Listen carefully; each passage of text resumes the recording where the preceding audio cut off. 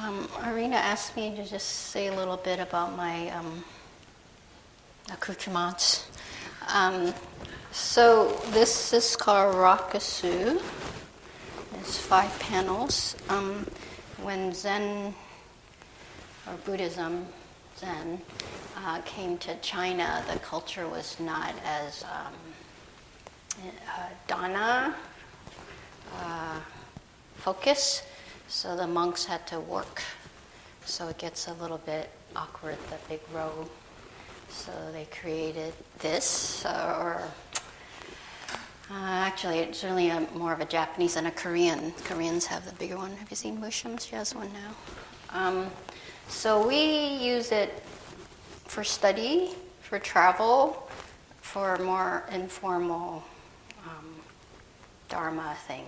I didn't want to bring everything. I have the, full thing like you see on like Theravada monks.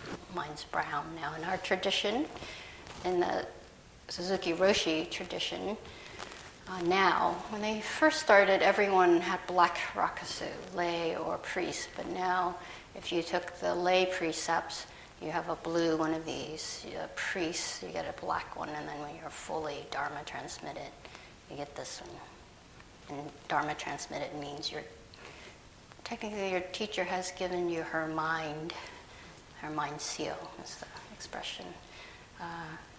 And in practicality, it means the teacher has complete confidence in you to be a teacher. And traditionally, you would go off and start your own temple. Right? And so when we travel, it always sits in the highest spot, never sits on the floor. That's why I always put on something. And sutras and dharma things always go in a sutra cover, or when you're traveling, you can put it in the same pocket. So that's behind that. Yeah, we used to kid around and says, when you ordain, you just get so many stuff. You get new bowls, and you get one of these, and the big thing, and you actually get, we wear a shirt called juban. It's white, like a kimono, but like a shirt. And then a kimono, under clothing kind of kimono. And then for priests, it's called karomo, long sleeve Chinese, from the Chinese. And then you wear your okesa, from the kashaya, right, over. This is called hapari, which is part of pants too. When you have pants too, then it's called samugi or samue, and it's work clothing. And if you were in Japan, or like at Zen Center, we're much more relaxed because for a long time you couldn't buy these things except from Japan, and so they were really expensive. And Zen Center actually started a sewing company a long, long time ago to start making stuff. And so it's not required as much, but like when I practice in Japan, you can only wear a samugi or your robes. Variations of your robe, like with this or with the whole thing. And there are times you put it on, put it off, lots of. You can't wear it in the bathroom, that's why I'm always leaving mine out there. I see you work in this black robe. This is a working robe? Yeah, well, the whole thing is a samugi, yeah. And it's very gender. The men get to take this off when it's hot. They can wear a white t-shirt even underneath, but women can't. So, but I will, just to give you this one thing, yes, it's unfair. And there was this, in Vietnam, I think I said they sit 2 hours at a time, 3 times a day. Every day. They don't have any time off. At Tassajara, in the Japanese tradition, every day that ends in a 4 and a 9, so a 5-day week, you get 10 hours off to clean your clothes and sleep, go hiking or whatever in Tassajara. In Japan, you get 4 hours off. In Vietnam, they get no time off, except, it's really sexist, but it works to your advantage. When you're bleeding, you're impure, so you can't go in the meditation hall. But then that's when you get to rest.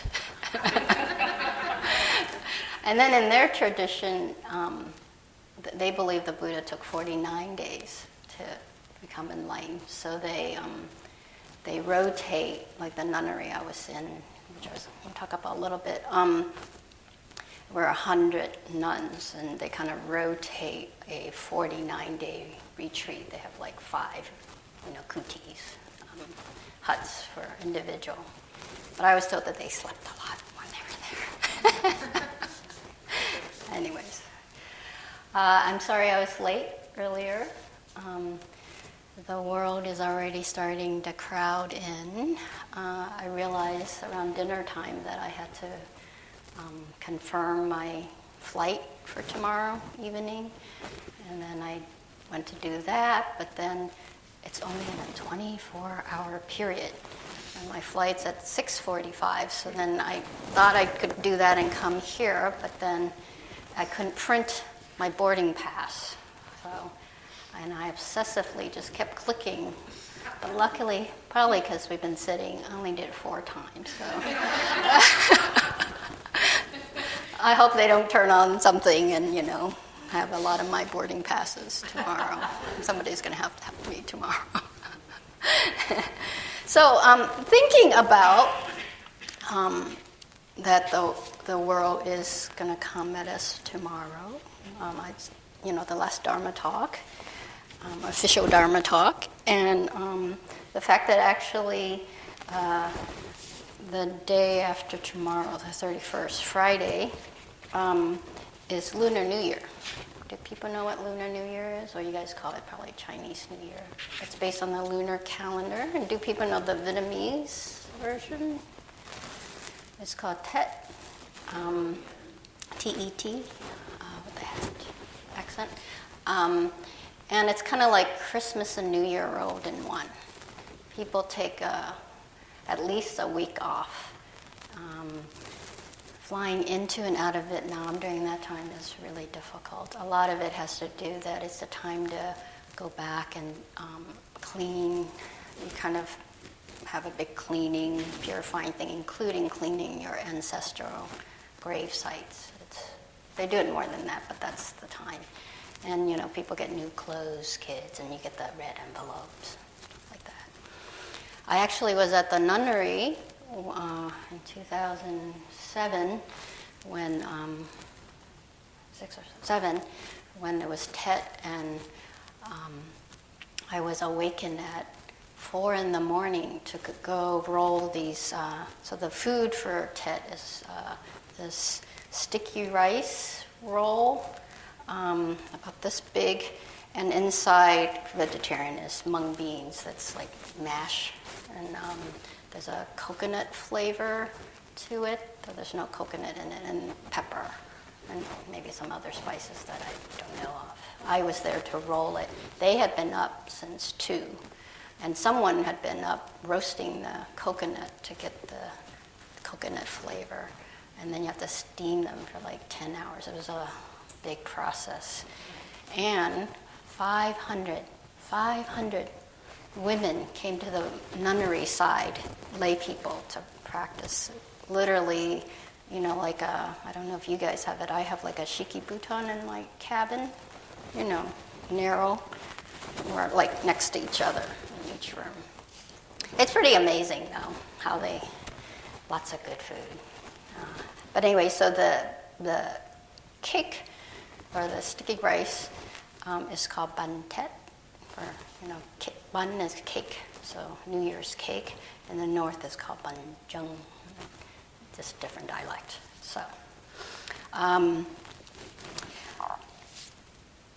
So thinking about, Happy New Year, just chúc mừng năm mới.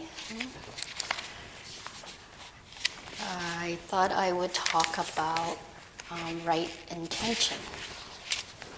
That's something to take us out in the world with. And then I'm going to do it in the context of Thich Nhat Hanh's version from this book called Taste of Earth and Other Vietnamese Legends of Vietnam, done by Thich Nhat Hanh, about how the rice cakes came into being.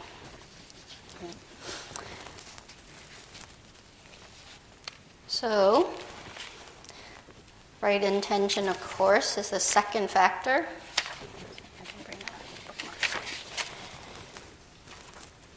Of the Noble Eightfold Path.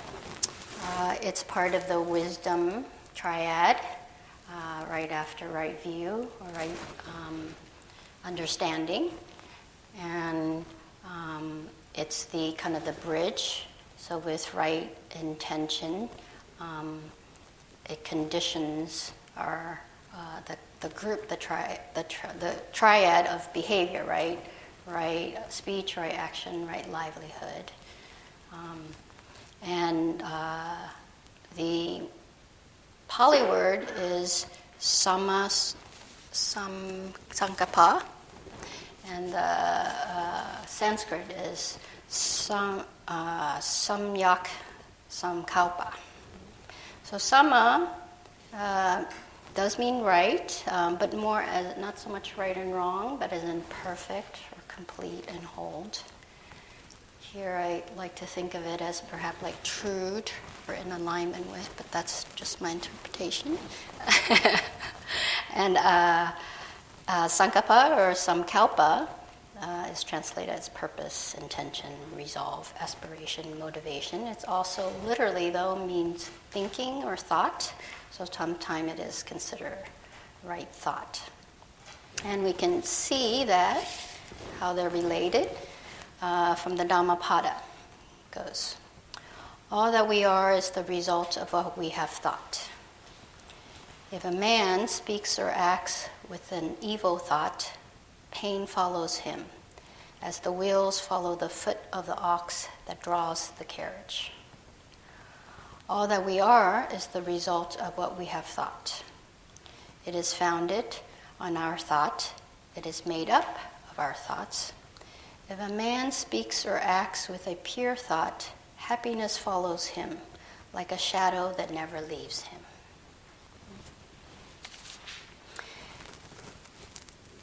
So again, right intention is part of the wisdom, and it's considered the purposive part of our thinking. And wise view or right view or wise view or understanding is the cognitive aspect of thought. So that's how the intention is the purposive part of our thinking. So Bhikkhu Bodhi says, right intention claims the second place in the path between right view and the triad of moral factors that begins with right speech, because the mind's intentional function forms the crucial link connecting our cognitive perspective with our modes of active engagement in the world. On the one side, action always points back to the thoughts from which they spring. Thought is the forerunner of action, directing body and speech, stirring them into activity, using them as its instruments for expressing its aims and ideals. These aims and ideals or intentions, in turn, points back to further step to the prevailing views. When wrong view prevails, the outcome is wrong intention, giving rise to unwholesome actions. And that the application of the mind needed to achieve those goals is what is meant by right intention. So when we reflect on intention, we obviously then have to also take into account the effect of the act that it has upon not only ourselves but on other people. So the impact of our intention is equally important.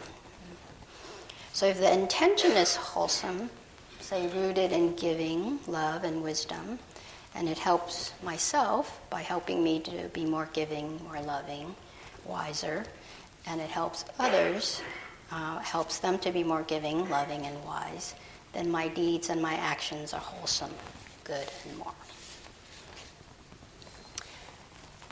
So in the middle length discourses, the Buddha noticed two categories of his thoughts, right?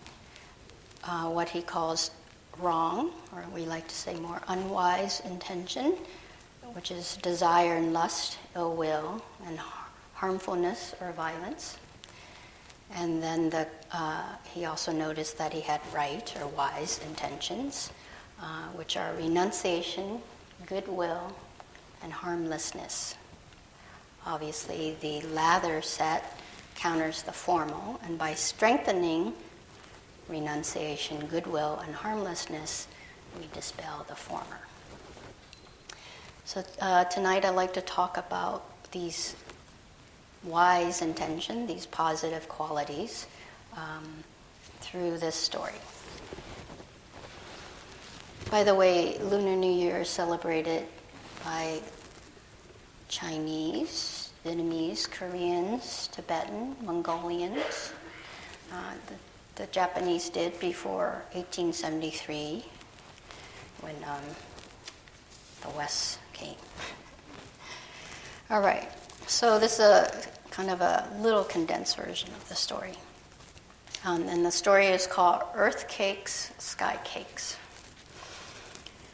Though Liu was a son of King Hung Vung I, he did not live as luxuriously as the other princes and princesses of the kingdom.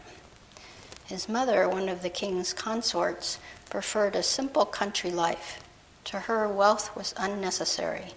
She asked for nothing from the king and taught her son to live simply in order to have the time to learn what was truly worthwhile in life. One day, the king issued a decree that each prince was to prepare a special dish to offer at the ancestral altar on New Year's Day.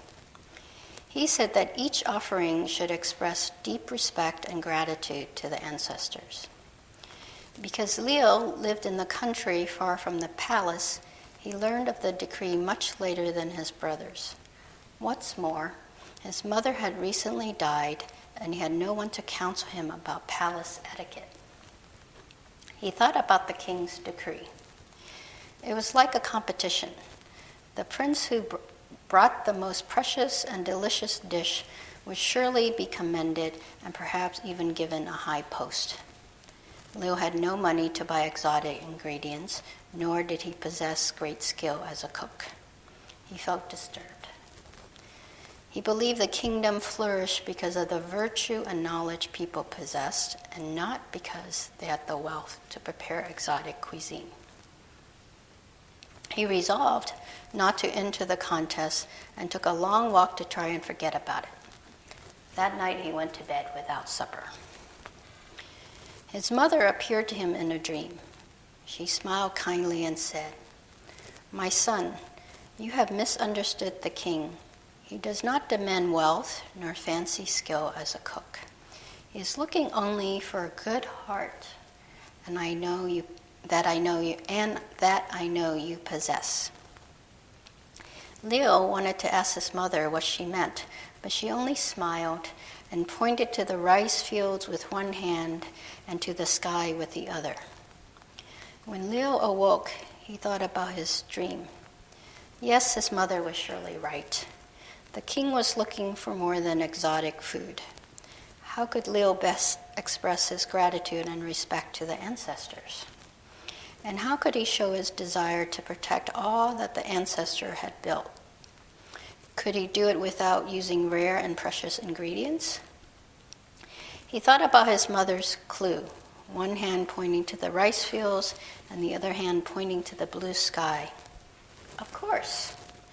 The square-shaped patties were an image of earth, and the blue sky an image of heaven.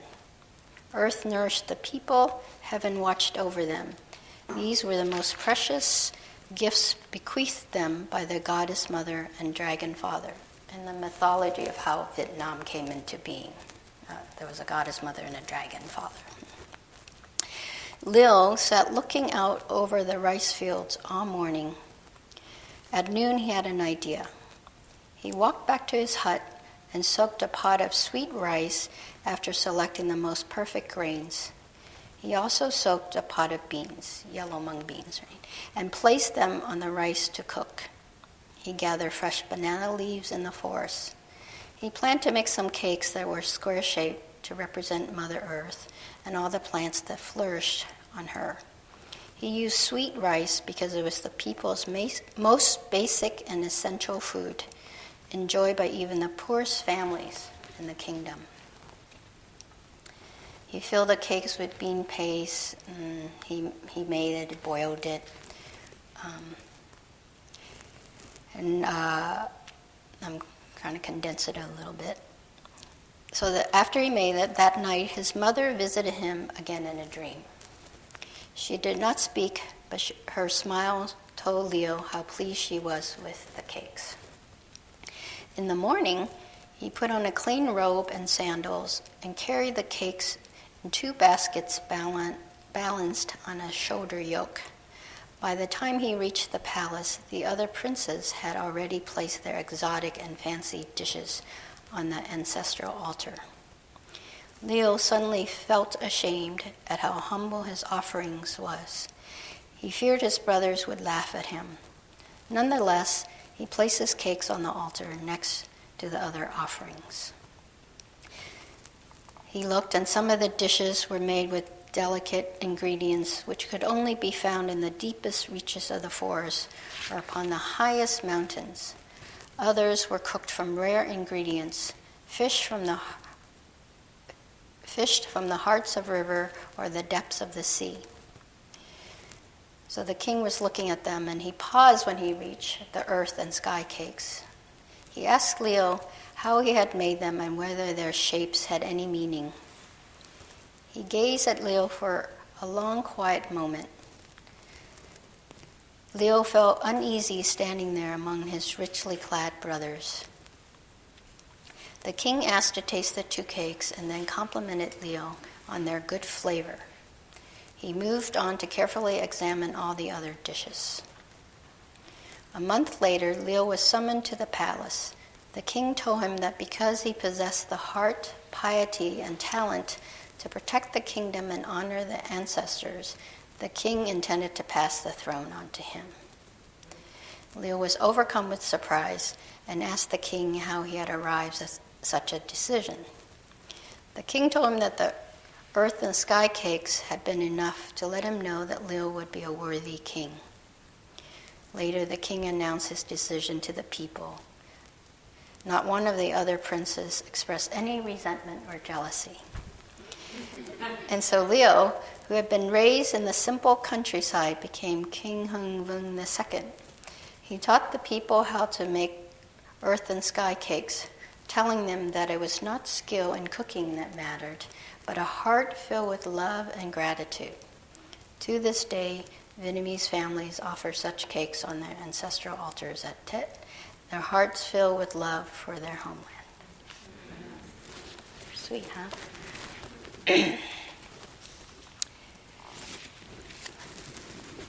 So, the 3 qualities of wise intention are renunciation, goodwill, and harmlessness. So, in the story, in terms of renunciation, so if renunciation sounds too, dry and stingy, you can think of relinquishment, right? So classically, of course, we're renouncing attachment, right? And I'd like to think here, I actually heard this in a retreat from a teacher at Spirit Rock, that when we come on a retreat, what we're really renouncing is we're renouncing our habits of thoughts, right? Our patterns of thoughts. Keep letting them go, right? Our papancha. So, in the story, right, he, like us, had ideas, right? Conceptualized what one, that it's a competition, what the king was asking, one, that it's a competition, that he doesn't have riches like his brothers, right? And so he gives up, right? So his mother shows up and tells him the right view, the right understanding, that the king is really looking for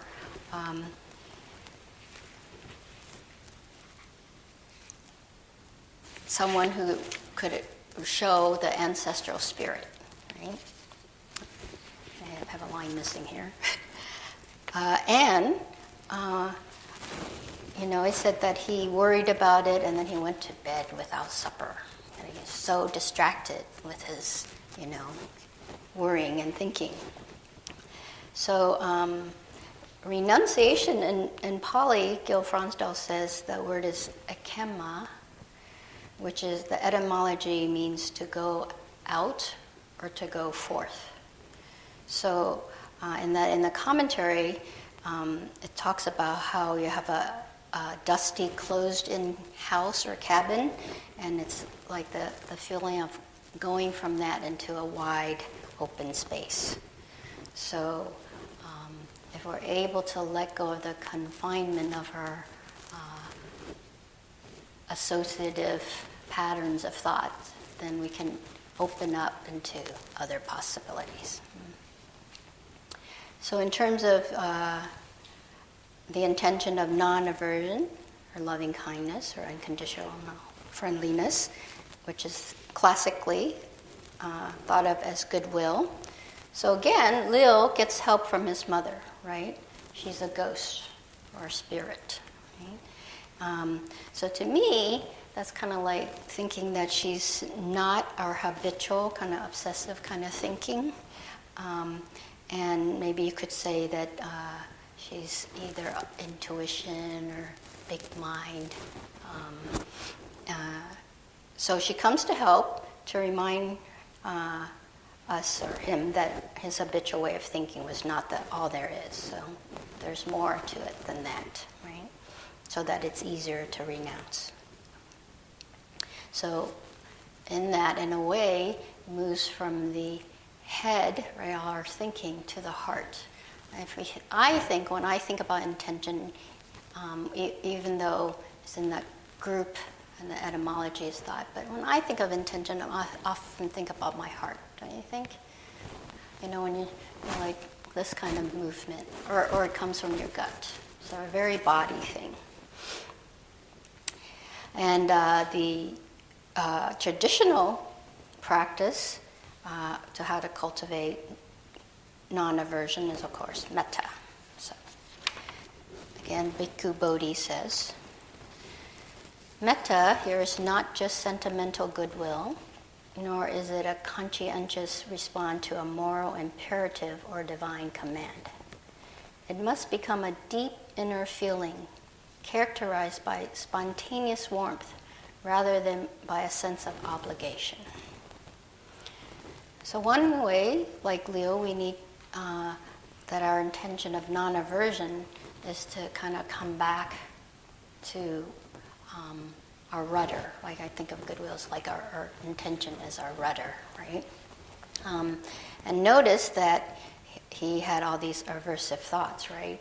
The terrible two is too poor, doesn't have the resources, and that his brothers were the terrible yous, right? You're too rich, too much access to exotic things. So our tendency is to see outside us making us or keeping us from maintaining, right, our wise or right intention. So if we can bring it back to what is it that we want to align our values with, how will we condition our actions, right? Influence kind of condition. So for Leo, his intention is that he believed that the kingdom flourished because of the virtues and knowledge Vietnamese people possess. So when he could remember that, then he could act from a place that's not just about his ideas about himself as not being worthy enough. So in terms of the intention of non-injury, compassion, or harmlessness, again, Bhikkhu Bodhi says, the intention of harmlessness is thought guided by compassion. So for Leo, that meant pausing, all his rumination and worries, reflecting on what he thought was most important about the king's challenge, and then enacting that.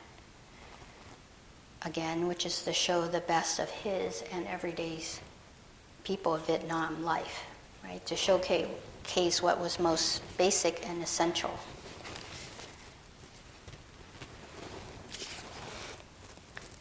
So in the story, it says, he thought about his mother's clue, one hand pointing to the rice fields and one hand pointing to the blue sky. Of course, the square-shaped patties were an image of earth, and the blue sky an image of heaven. Earth nourished the people, heaven watched them, over them, and these were the most precious gifts bequeathed them by the goddess, mother, and dragon father. Leo sat looking out over the rice field all morning. He meditated, you could say. At noon, he had an idea, right? He walked back to his hut, soaked a pot of sweet rice after selecting the most perfect grains. He also soaked a pot of beans and then placed them on the fire to cook.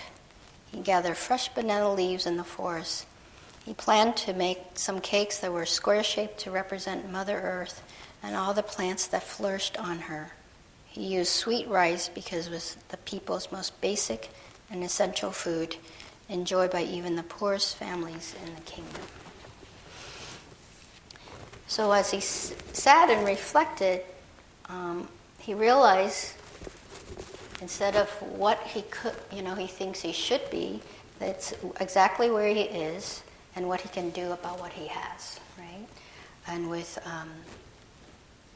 the resources that he has. So he accepts himself and what he can do and his present conditions. Right? And from that, he then could act from a place that was true to himself, his experience. Right? So again, by being able to honor and show respect and gratitude to the ancestor, remembering his true intention, he was able to make the New Year's cake.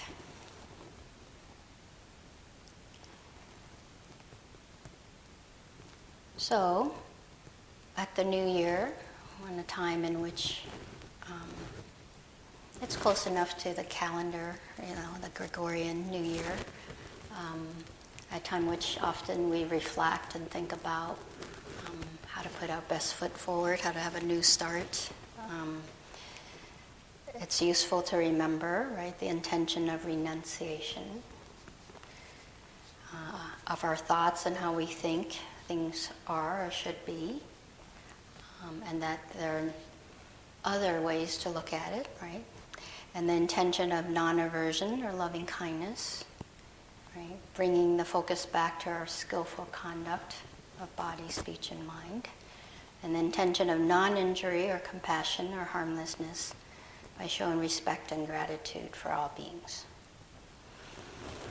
So, in a way, we can think here, as we've been here, cleaning our inner house this week or this 5 days, of realigning ourselves to our true intentions, our true values, our aspirations, to live from love and wisdom, from our true nature.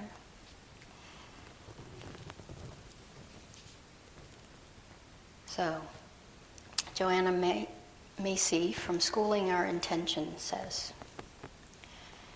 action isn't a burden to be hoisted up and lugged around on our shoulders. It is something we are.